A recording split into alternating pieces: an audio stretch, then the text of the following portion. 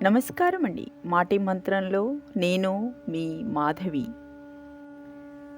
ఒకే ఒక్కరోజు బ్రతికే పువ్వు తల ఊపుతూ విరబూసి నవ్వుతూ ఉంటే, నూరేళ్లు బ్రతికే మనం చిరునవ్వులతో బ్రతకలేమా? బ్రతికిద్దాం రండి, ఉన్నది ఒక్కటే జీవితం. ఆయుధం పట్టి యుద్ధం చేసి గెలిస్తే గెలిచినోడి వారసత్వం ఉన్నంతవరకే ఆ పేరు వినిపిస్తుంది. అదే కలం పట్టి ప్రశ్నిస్తే సమాజంలో మార్పు మొదలైన ప్రతిసారి పేరు వినిపిస్తుంది. ప్రపంచంలో చాలా సులభమైనది మరియు చాలా కష్టమైనది ఏంటో తెలుసా? తప్పు. ఒకరు చేస్తే చెప్పడం చాలా సులభం, మనం చేస్తే ఒప్పుకోవడం చాలా కష్టం. అహంకారం, ఆత్మాభిమానం అనే ముసుగు వేసుకొని తనని తాను దహించుకుంటూ అందరి జీవితాలలో చిచ్చు పెడుతుంది. నోటికి ఇష్టం వచ్చిన మాటలు మాట్లాడే ముందు ఇది గుర్తుపెట్టుకోండి. మన మాటలు మనకు గుర్తుండకపోవచ్చు, కానీ విన్న వ్యక్తికి మాత్రం మనం అన్నవి ఖచ్చితంగా గుర్తుంటుంది. తెలిసి కానీ తెలియక కానీ మనకు తగిలే ఏ దెబ్బకైనా మనమే మూల కారణం. అది సరిగ్గా అర్థమైతే మళ్ళీ తిరిగి ఏ దెబ్బ తగలకుండా ఆపొచ్చు. స్నేహితుల కోసం ప్రాణాలు అర్పించడం అన్నది ఏమీ అంత కష్టమైన పని కాదు. ప్రాణాలు అర్పించేంత గొప్ప స్నేహితులను సంపాదించుకోవడమే చాలా కష్టమైన పని. నీళ్లు మంచినీళ్ళో ఉప్పు నీళ్ళో తెలుసుకోవాలంటే నీళ్లు తాగితేనే తెలుస్తుంది. మనిషి మంచివాడో చెడ్డవాడో తెలియాలంటే మనిషిని నమ్మితేనే తెలుస్తుంది. ఈ లోకం ఏదైనా సాధించాక నిన్ను గుర్తిస్తుంది. కుటుంబం ఏదైనా సాధించాలని కోరుకుంటుంది, కానీ స్నేహం ఏదైనా సాధించగలవు అనే నమ్మకాన్ని కలిగిస్తుంది.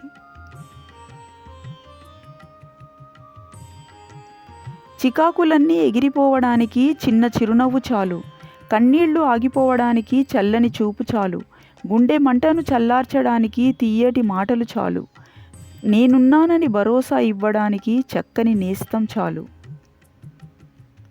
తప్పు క్షణకాలమే, కానీ దాని ప్రతిఫలం జీవితకాలం అనుభవించాలి.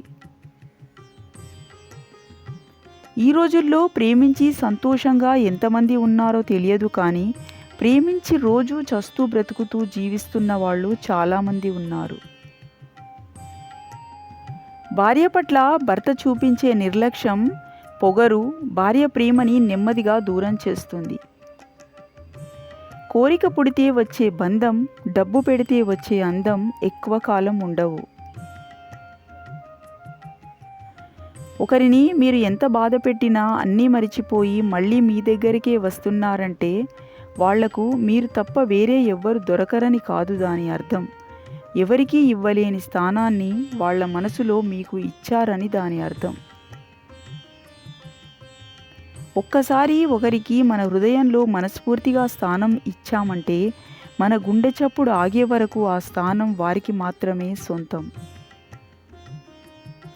కన్ను చెదిరితే గురి మాత్రమే తప్పుతుంది, మనసు చెదిరితే జీవితం దారి తప్పుతుంది. చెడుదారిలో అందరితో కలిసి నడవటం కంటే మంచి దారిలో ఒంటరిగా వెళ్ళడం మంచిది. ఒకరి కోసం నీ మంచి క్యారెక్టర్ని మార్చుకోకు. మనం ఇష్టపడే వాళ్ళు మనతోనే ఉండాలనుకోవడం కాదు ప్రేమంటే. వాళ్ళు ఎక్కడ ఉన్నా నవ్వుతూ సంతోషంగా ఉండాలనుకోవడమే నిజమైన ప్రేమ. మనలో ఈ రెండు ఉన్నప్పుడు మాత్రమే ఇతరులు గుర్తించగలుగుతారు. అవి ఎంత నటించినా రానివి: జ్ఞానం మరియు మంచితనం. జీవితంలో మొదటి తప్పటడుగు వేసినప్పటి నుంచి కష్టం వచ్చిన ప్రతిసారి మన వెన్నంటి ఉండి నడిపించే మొదటి గురువు అమ్మ. ఆశ, ప్రోత్సాహం ఇచ్చి వెన్ను తట్టే గొప్ప స్నేహితురాలు అమ్మ.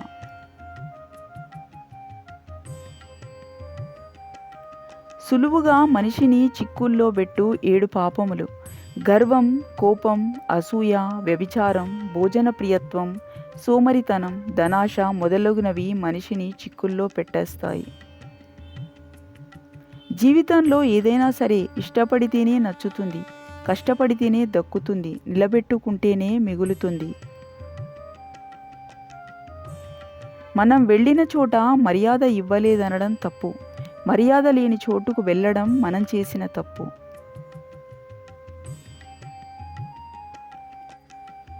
చేతులు జోడించే నమస్కారం కన్నా మాటలలో సంస్కారం ముఖ్యం.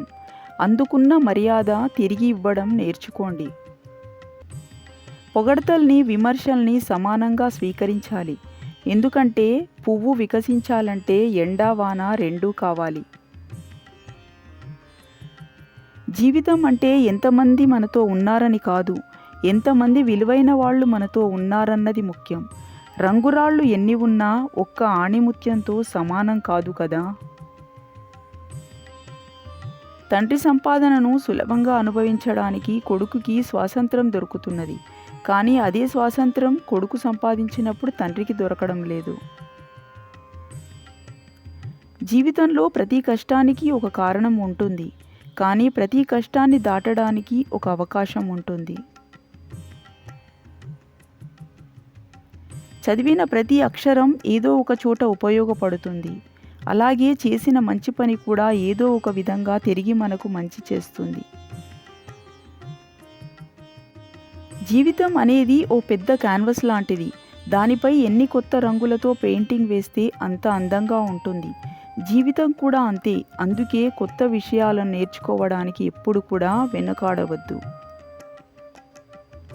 జీవితంలో ఓడిపోయే వ్యక్తులు ఇద్దరు.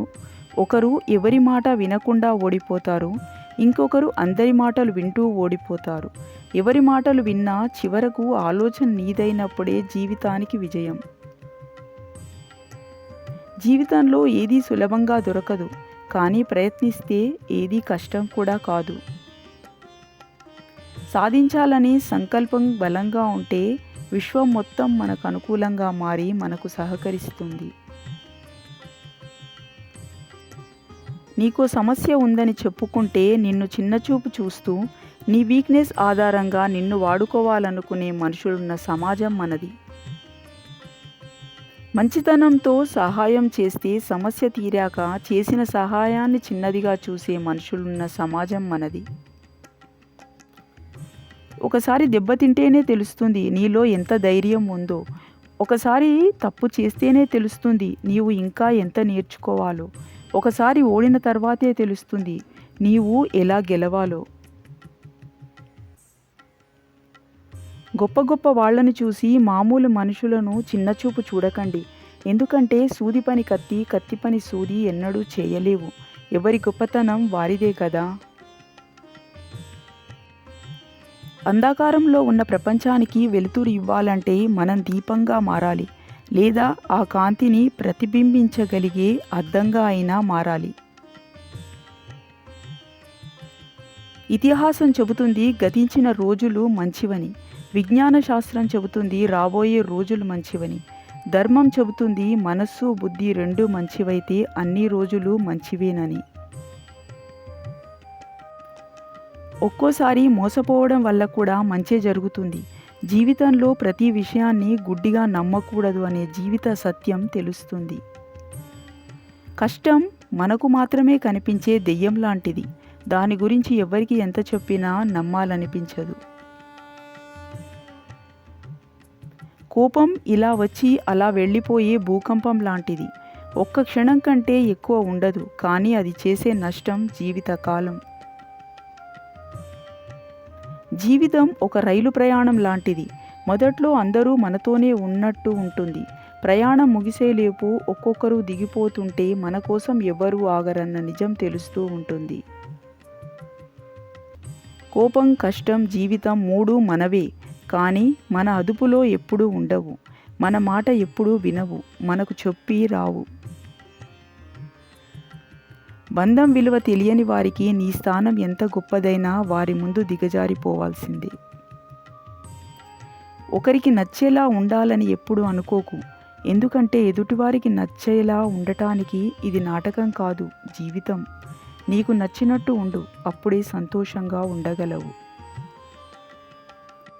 మీ విలువైన సమయాన్ని కేటాయించి ఈ వీడియోను చూసినందుకు ధన్యవాదాలు. మరియు ఇందులోని ఏ మంచి మాట మీకు నచ్చిందో కామెంట్ బాక్స్లో తెలియజేయగలరు.